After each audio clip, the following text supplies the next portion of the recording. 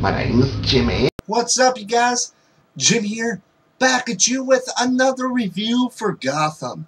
And this is the 16th episode, and this episode is titled The Blind Fortune Teller, which this, I would say, is the most highly anticipated episode of the show's first season. Because in this episode, Haley Circus has come to town, and Gordon and Dr. Tompkins go there for a date, like it was teased at during last week's episode. But while they're there, they get to see a little bit of a fight between one of the clowns and one of the acrobats.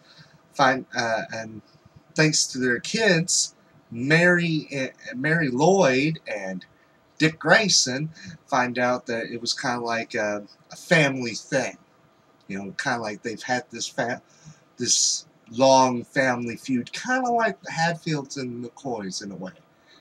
Which the reason why they were fighting was over this woman named Lila, which she's a snake dancer. Which they were able to find out that she's dead. So Gordon does have a little bit of a case. You know, eventually they do start interviewing some of these people, and this blind man named Cicero comes in and gives them a message from Lila from beyond the grave, which brought them to this bridge in Gotham, which they found a hatchet, which was what had killed her, but it had some symbols, kind of like initials for the Hellfire Club. You know, and Gordon, not really believing that he had the ability to go to see the dead, talk to the dead, he brings him back in, and he even brings her son, Jerome, in, which find out Jerome killed his own mother. I guess, you know, he just kept on going on and on with her stuff, and just couldn't take it anymore. But still. But also within this episode, towards the end, we actually do see Mary and John again, and they're going to get married, which little bit of info. Those are Dick Grayson's parents. Yeah, so I thought that was really cool to see in this episode. But also, we get to find out that Fish Mooney, wherever she is, they're using these people for kind of body parts, for transplants, or whatever. So, yeah. And also, Butch, Fish's right-hand man, Zaz brainwashed him. So he's kind of like a puppet now. And he's helping Penguin. And even Barbara, she tried to see about winning Jim over. But she barely tries. She goes in and she sees that they're kissing. He didn't even know she was there, because she immediately left. But that was pretty much it for the episode. You know, I mean, the only person Barbara can blame is herself because of her random, I can't really take this all, you know, needs time to think. I'm sorry. You know, sorry, but you took way too long to think. But, yeah, I have to say, this episode, overall, I really did like it, because Haley Circus, the Flying Graysons, Dick Grayson's parents, you know, which Dick is the first Robin, which that was really cool to bring in an episode pretty much about the Haley Circus and the Graysons.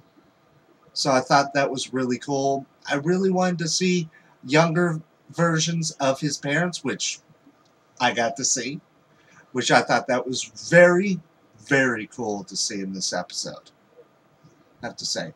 You know, and also this episode brought in the guy that eventually becomes the Joker, which is this Jerome kid, Which the only the only negative thing I could say about this episode is the fact that when Jerome was nailed for the murder, um, he sort of acted Joker-like.